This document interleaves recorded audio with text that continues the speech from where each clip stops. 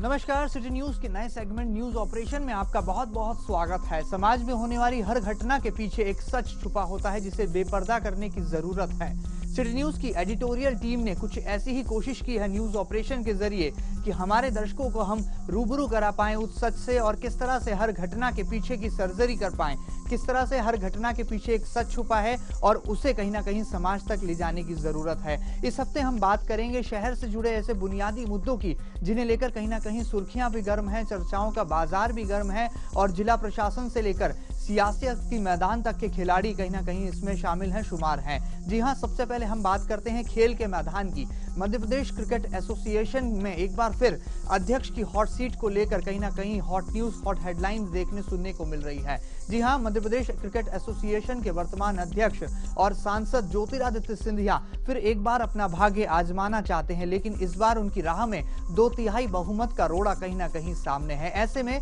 Indore divisional cricket association यानी कि आईडीसीए के अध्यक्ष और प्रदेश सरकार में नगरीय प्रशासन मंत्री कैलाश विजयवर्गीय सियासी हालातों का कहीं ना कहीं फायदा उठाना चाहते हैं और उन्होंने अभी से अपनी बयानबाजी तेज कर दी है। हालांकि सिंधिया पूरी तरह से साइलेंट हैं और सिंधिया खेमा भी पूरी तरह से साइलेंट दिखाई दे रहा है। देखना होगा कि मध्य प्रदेश क्रिकेट एसोसिएशन में हॉट सीट को लेकर ये जो हॉट न्यूज सामने आ रही है, इसे लेकर क्या कुछ कयास लगाए जाते हैं और किस तरह से अगस्त माह में होने वाले चुनाव से पहले सियासी समीकरणों के बीच समझौता एक्सप्रेस चल पाती है। हालांकि इतना जरूर है कि सिटी न्यूज की एडिटोरियल टीम ने पर्दे के पीछे का सच उजागर करने के लिए मध्य प्रदेश क्रिकेट एसोसिएशन के सीईओ रोहित पंडित से भी बात की और जानने की कोशिश की, उनका मन टटोला कि आखिर क्या कुछ है चुनाव के पीछे का सियासी शतरंज। सीधे यहां पर सबसे पहले वाकिफ होते हैं मध्य प्रदेश क्रिकेट एसोसिएशन के सीईओ रोहित पंडित से और जानने की कोशिश करते हैं कि किस तरह से और आखिर क्यों सिंधिया खेमा साइलेंट है। हमारे संविधान के मुताबिक जिस दिन एजीएम होती है और एजीएम में जब वो मुद्दा आता है नेक्स्ट मैनेजिंग कमेटी का, अगर उस समय में अगर किसी भी पद के लिए उस पद के संख्या से ज़्यादा अगर लोग अपना नाम ये करते तो ही चुनाव की स्थिति आती। तो ऐसे में आज के तारीख में ये कहना कि चुनाव की क्या बात हुई, it is out of the constitution. शब्द नहीं निकल रहे हैं मध्य प्रदेश क्रिकेट एसोसिएशन यानी कि एमपीसीए के सीईओ रोहित पंडित के, लेकिन उधर दूसरी तरफ प्रदेश के काबीना मंत्री और आईडीसीए के अध्यक्ष कैलाश विजयवर्गीय ने अपनी बयानबाजी जारी रखी है। उन्होंने साफ तौर पर कहा है कि यदि क्रिकेटर्स चाहेंगे, यदि खिलाड़ी चाहेंगे तो वो इस बार भी चुनाव मैदान में उतरेंगे। हालांकि आपको पर्दे के पीछे का सच बता दें, एक तरफ उन्होंने अपने खास सिपे सलाहकार माने जाने वाले अमित विजयवर्गीय को कहीं ना कहीं सचिव पद पर उनकी ताजपोशी के लिए पूरी तरह से प्रयास तेज कर दिए हैं। और आपको यहाँ पर एक और बात बता दें कि उन्होंने ही अमिताभ को अपना दूत बनाकर केंद्रीय मंत्री अरुण जेटली के पास राजधानी दिल्ली भी भेजा था, ताकि पूरी तरह से मध्य प्रदेश क्रिकेट एसोसिएशन को लेकर गरमा रही सियासत के पीछे कहीं ना कहीं वो अपना सियासी चौका लगा सके। हालांकि ये पूरी मुलाकात पूरी तरह से गोपनीय रूप से यहाँ पर तय की गई और गुप्त इस मुलाकात में क्या कुछ हुआ इसका सच अभी समाज के सामने आना बाकी है। लेकिन इतना जरूर है कि कैलाश विजयवर्गीय ने जो एमपीसीए की हॉट सीट को लेकर चौका लगाया और कहीं ना कहीं उनमें आत्मविश्वास से वो पूरी तरह से लबरेज दिखाई दे रहे हैं। मध्य प्रदेश बास्केटबॉल एसोसिएशन के अध्यक्ष मनोनीत होने के बाद, अध्यक्ष चुने जाने के बाद उन्होंने साफ तौर पर कहा कि यदि खिलाड़ी चाहेंगे तो वो जरूर इस बार फिर एमपीसीए के अध्यक्ष पद को लेकर चुनाव मैदान में होंगे। क्या कुछ कहा कैलाश विजयवर्गीय ने, सीधे उन्हीं के श्रीमुख से जरा यहाँ पर सुन लेते हैं। चुनाव लड़ सकते हैं, ये सब खिलाड़ी निर्णय करते हैं। आज यहाँ पर भी मैं आया, अध्यक्ष बना तो मेरी इच्छा से नहीं बना, खिलाड़ियों की इच्छा से बना।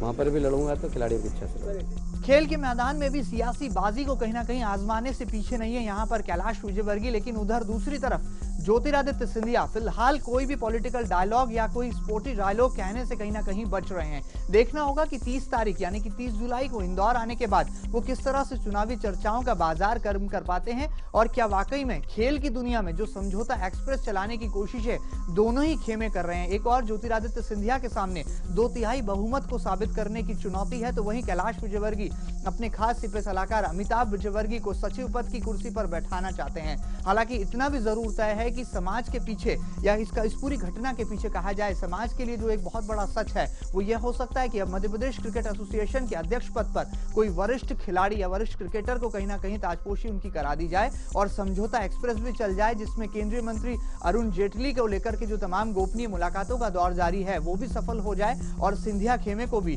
चेयरमैन के तौर पर अपने ज्योतिरादित्य को बैठाने का मौका मिल जाए। बहरहाल देखना होगा कि समझौता एक्सप्रेस का इस खेल मैदान में यानी कि मध्य प्रदेश क्रिकेट एसोसिएशन की पिच पर क्या कुछ रंग लाती है और ये खेल एक्सप्रेस, ये समझौता एक्सप्रेस कहां जाकर रुकती है। और भी कुछ जरा जानने की कोशिश करते हैं और सिटी न्यूज संवाददाता पीयूष पारे की कहीं ना कहीं आप बानगी सुन लेते हैं, जो कि सीधे खेल मैदान से ताजा अपडेट्स हम तक लगातार पहुंचाते हैं। जी पीयूष, क्या कुछ है आपके मन में और क्या कुछ मध्य प्रदेश क्रिकेट एसोसिएशन के गलियारों में चल रहा है? क्या लगता है कि वाकई में इस बार फिर एमपीसीए की हॉट सीट को लेकर हॉट न्यूज देखने को मिल रही है?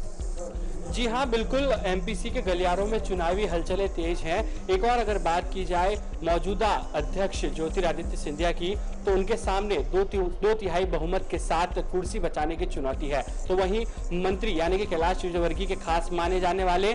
अमिताभ विजयवर्गीय भी इस सचिव पद की दौड़ के अंदर शामिल हो गए हैं। ऐसे में अब देखना ये होगा कि दोनों गुटों में इस बार समझौता होता है या फिर मंत्री और सिंधिया के बीच में चुनावी संग्राम एक बार फिर से देखने में सामने आता है। जाहिर सी बात है, मध्य प्रदेश क्रिकेट एसोसिएशन की हॉट सीट पाने के लिए दोनों ही खेमे, एक तरफ सिंधिया खेमा और दूसरी तरफ कैलाश विजयवर्गीय खेमा बेताब है और कहीं ना कहीं हमें बेसब्री से इंतजार इस बात का है कि कब वो पल आएगा जब समझौता एक्सप्रेस दोनों ही गुटों के बीच चल जाएगी और क्रिकेट की दुनिया में हावी होती सियासत को कहीं ना कहीं वो भी विराम लगा पाएंगे। देखना होगा कि क्या कुछ कैलाश विजयवर्गीय अपने खास सिपे सलाहकार अमिताभ विजयवर्गीय को सचिव या सह सचिव की कुर्सी पर विराजमान कराने में सफल हो पाते हैं, तो वहीं दूसरी ओर क्या सिंधिया वाकई में चेयरमैन पद के लिए राजी हो पाते हैं और आखिर नया मध्य प्रदेश क्रिकेट एसोसिएशन का अध्यक्ष कौन होगा, इसका चेहरा भी साफ हो पाता है। क्या खास साफ तौर पर यह माना जाए कि वरिष्ठ क्रिकेटर और बीसीसीआई में महत्वपूर्ण जिम्मेदारी निभा चुके संजय जगदाले होंगे मध्य प्रदेश क्रिकेट एसोसिएशन के अगले अध्यक्ष? बहरहाल आप तय कीजिए, हम फिर अगली खबर पर लौटते हैं और मध्य प्रदेश क्रिकेट एसोसिएशन के गलियारों से जरा शहर की सड़कों पर चलते हैं। जी हां, हम बात कर रहे हैं शहर की सड़कों की, जहां पर एक दौर था जब वकीलों ने न्याय के मंदिर यानी कि हाईकोर्ट के ठीक सामने ट्रैफिक जाम कर दिया था और पूरे ट्रैफिक की टाएं फिस हवा निकाल कर रखती थी। अब एक बार फिर बारी है, यहाँ पर सियासतदारों ने कांवड़ यात्रा के माध्यम से कहीं ना कहीं धर्म की राजनीति को गरमाने की कोशिशें की हैं। जी हां, इंदौर के दो ऐसे नामचीन चेहरे कांवड़ यात्रा के माध्यम से अपनी राजनीतिक शक्ति का प्रदर्शन करते इंदौर की सड़कों पर दिखाई दिए। हम बात कर रहे हैं भारतीय जनता युवा मोर्चे के अध्यक्ष गोलू शुक्ला की, तो वहीं बात कर रहे हैं भारतीय जनता पार्टी की कद्दावर नेता और विधायक उषा ठाकुर की। दोनों ही नेताओं ने कांवड़ यात्रा निकाली, लेकिन वो जिस यात्रा मार्ग से निकले वहां पर ट्रैफिक की कहीं ना कहीं ऐसी की तैसी होकर रह गई। जिस तरह से जनता को कई तरह की दिक्कतों का सामना करना पड़ा, तो वहीं जिला प्रशासन के सामने भी ये मुसीबत खड़ी हो पड़ी कि ट्रैफिक को डाइवर्ट करने के बावजूद भी आखिर क्यों उन यात्राओं के चलते जनता को परेशानी उठाना पड़ी। ये यात्राएं जरूर इंदौर की सड़कों से निकली, राजवाड़ा से निकली, कलेक्ट्रेट से निकली, महू नाका से निकली, लेकिन इस यात्रा में यदि कोई खुश था तो वो कांवड़ यात्री थे और यदि कोई दुखी था तो वो इंदौर शहर की जनता थी। इस यात्रा में वो बसें भी फंसी थी जिन्हें स्कूलों तक जाना था, इस यात्रा में वो एम्बुलेंस भी फंसी थी जिसे मरीज को अस्पताल तक पहुंचाना था, और इसी यात्रा में बहुत सारे ऐसे लोग थे जो अपने रोजमर्रा के काम के लिए, कहा जाए अपनी नौकरी पेशा लोग अपने दफ्तर तक जाने को आतुर थे, लेकिन ट्रैफिक जाम इस कदर सड़क पर हावी था कि वो अपने मुकाम तक पहुंचने में कहीं ना कहीं अवरोध महसूस कर रहे थे। बहरहाल इन सियासतदारों को अब सबक लेने की जरूरत है, क्योंकि यदि वो वाकई में भोले की भक्ति में और खासतौर पर जब सावन का महीना और उन्हें भोले की भक्ति में डूबने का मौका मिले, तो उन्हें भी कहीं ना कहीं ये सोचना होगा कि ऐसा कोई यात्रा मार्ग तैयार करें जहां पर ना तो जनता को कोई परेशानी उठाना पड़े और ना ही प्रशासन के सामने कोई मुश्किलें खड़ी होना पड़े। एक सवाल और उठना लाजमी है कि क्या जिला प्रशासन ने वाकई में इन्हें सही मायनों में अनुमति दे रखी है इस तरह के आयोजनों की? बहरहाल इसी लेकर अब जिला प्रशासन और जिले के मुखिया कलेक्टर आकाश त्रिपाठी भी चिंतित हैं। इसी के चलते उन्होंने अपने बैठक कक्ष में तमाम धर्म और समाज के प्रतिनिधियों को बुलाकर इस तरह के आयोजनों को लेकर एक गाइडलाइन तैयार करने के भी निर्देश जारी कर दिए हैं। देखना होगा कि उनके ये निर्देश किस कदर रंग ला पाते हैं और क्या वाकई में ये हमारे शहर के नेता सबक ले पाते हैं। इस पूरे खास मसले पर क्या कुछ कहना है जिले के मुखिया और कलेक्टर आकाश त्रिपाठी का, सीधे उन्हीं से जान लेते हैं। और क्या उनके मन में भी इस बात की पीड़ा है जो जनता को बार बार यात्राओं के जरिए जो है कई तरह की परेशानियां, दिक्कतें उठानी पड़ती हैं। अभी तक जो सामान्य प्रक्रिया है इसमें थाने से एनओसी मंगाई जाती है और एसडीएम के यहाँ से आती है और उसके बाद अनुमति जनरली एडीएम ऑफिस से जारी होती है। अब इसमें नए जो ऐसे जुलूस या जो परंपरागत के अलावा आएंगे उसकी परमिशन पे हम लोग एक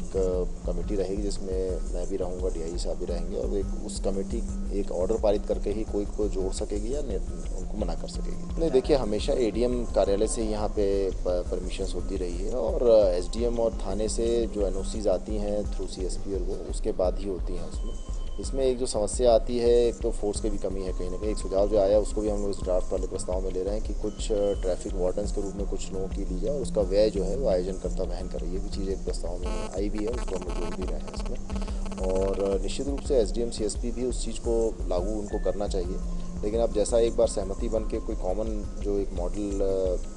व्यवस्था बन जाएगी अगर, और उसके बाद उसको लागू करने के लिए सख्ती भी निश्चित रूप से करनी है। आप सियासत करिए, सियासत से कोई परहेज नहीं है और ना ही सियासतदारों को किसी तरह का प्रतिबंध का सामना करना पड़ेगा, लेकिन इतना जरूर है वो जनता जो आपको चुनकर आपको नेता बनाती है, विधानसभा तक पहुंचाती है, लोकसभा तक पहुंचाती है, नगर निगम तक पहुंचाती है, आपको पार्षद से MIC सदस्य और MIC सदस्य से विधायक और उसके बाद मंत्री, उसके बाद एक बड़े ओहदे तक पहुंचाती है, उस जनता को तो कहीं ना कहीं तकलीफ ना दीजिए नेताजी। हमारे आदरणीय विधायक जी और कहीं ना कहीं आदरणीय उन नेताओं को भी सबक लेना होगा जो नौजवानों के नेतृत्व की डगर पर चल रहे हैं, लेकिन कहीं ना कहीं इस कांवड़ यात्रा के माध्यम से शहर की जनता को बहुत सारी तकलीफें यहाँ पर दे जाते हैं। ट्रैफिक जाम तो होता ही है, उसके साथ साथ जो बड़े बड़े मंच लगाकर राजनीति की रोटियां सेकी जाती हैं, अपने खुद के स्वागत कराए जाते हैं, उस पर यहाँ पर बैन लगना चाहिए और इस प्रतिबंध के बाद जनता के बीच एक सकारात्मक संदेश जरूर भेजने की जरूरत है। यहाँ पर सिटी न्यूज की एडिटोरियल टीम ने कांवड़ यात्राओं के पीछे का सच भी देखा और विधानसभा वार किस तरह से नेता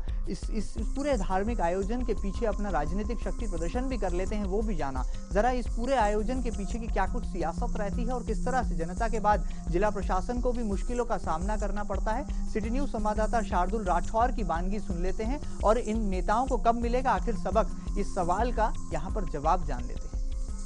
सावन के महीने में कांवड़ निकालने की परंपरा अनादिकाल से चली आ रही है, लेकिन धर्म की राजनीति होने से कांवड़ यात्रा के मायने ही बदल गए हैं। पिछले दिनों शहर में निकली 2 कांवड़ यात्राओं में यही देखने को मिला। राजनीति की कांवड़ यात्रा ने शहर के ट्रैफिक का कबाड़ा तो किया ही, साथ ही शहर के लोगों को घंटों तक लगे ट्रैफिक जाम से ही परेशानी हुई। ऐसे में नेताओं को अब यह सोचना होगा कि क्या उनके लिए इस तरह की धर्म की राजनीति जरूरी हो गई है। इन सब के बाद अब यह सवाल उठने लगा है कि सावन में भोले की भक्ति बड़ी है या सावन में निकलने वाली कांवड़ यात्रा की शक्ति। कांवड़ यात्रा में राजनीति की मात्रा कहीं ना कहीं दूर होना चाहिए और राजनीति की मात्रा जितनी कम होगी और भक्ति की मात्रा जितनी ज्यादा होगी उतना ही अच्छा होगा और शायद कांवड़ यात्रा से जनता परेशान ना हो। उसी दिन ईश्वर यानी कि खुद भगवान भोलेनाथ भी प्रसन्न होंगे, लगता कुछ ऐसा ही है। और ये बानगी सुनने के बाद अब जरूर कहीं ना कहीं नेता सबक लेंगे, इंदौर शहर की जनता को तकलीफ नहीं देंगे और यात्रा का मार्ग ऐसा तैयार करेंगे कि जनता का ट्रैफिक भी जो है सुगम व्यवस्था के साथ चल पड़े और कहीं ना कहीं ट्रैफिक पुलिस को भी कोई नया इंतजाम या ट्रैफिक डाइवर्ट करने की कोशिशें या नई योजना नहीं बनाने पड़े। बहरहाल देखना होगा कि जिला प्रशासन जो गाइडलाइन तय करने जा रहा है उसके बाद अब राजनेताओं पर कैसे इन सार्वजनिक आयोजनों को लेकर लगाम लग पाती है और क्या वाकई में धारा 144 जैसे जो बड़े प्रावधान जिला प्रशासन के पास मौजूद हैं उनका सही इस्तेमाल हमारे अफसरशाही यानी कि हमारे अफसर कर पाते हैं। देखना लाजमी होगा, ये आने वाला वक्त बताएगा। आगे बढ़ते हैं और शहर की सड़कों से प्रदेश के सबसे बड़े सरकारी अस्पताल MY की ओर चलते हैं, जहां पर फिल्मी अंदाज में एक डॉक्टर के भेष में एक हत्यारा आता है और कैदी की हत्या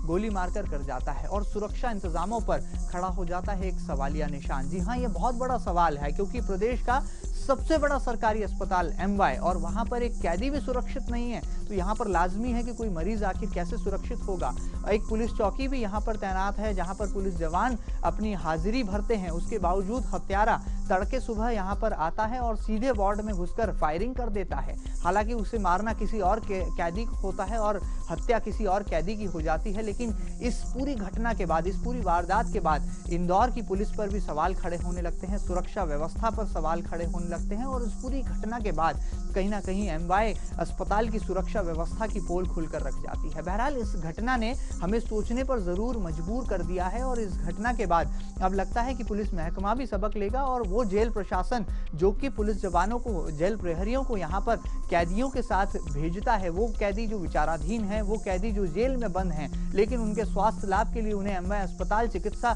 सेवाओं के लिए लाया जाता है, लेकिन अगर वो भी महफूज नहीं होंगे तो क्या माना जाए, क्या सलाखें भी महफूज नहीं है या हत्या करने वाले बेखौफ किसी भी जगह पहुंचकर अपनी जो है लक्ष्य को पा सकते हैं, अपना जो उनका सोचा हुआ प्लान है उसे यहाँ पर इंप्लीमेंट क्रियान्वित कर सकते हैं। बहरहाल देखना होगा कि डॉक्टर के भेष में आए इस हत्यारे को कब तक पुलिस अपनी गिरफ्त में ले पाती है और इस पूरे हत्याकांड के पीछे क्या कुछ सच है इसे बेपर्दा कर पाती है। सिटी न्यूज के खास सेगमेंट न्यूज ऑपरेशन में फिलहाल इतना ही। अगली बार फिर हम जानने की कोशिश करेंगे कि समाज में होने वाली अलग अलग घटनाओं के पीछे का आखिर सच क्या है, और सच को बेपर्दा करने की ये एडिटोरियल टीम की कोशिश लगातार सतत रूप से इसी तरह से जारी रहेगी। आप लगातार देखते रहिए सिटी न्यूज। फिलहाल इतना ही, नमस्कार।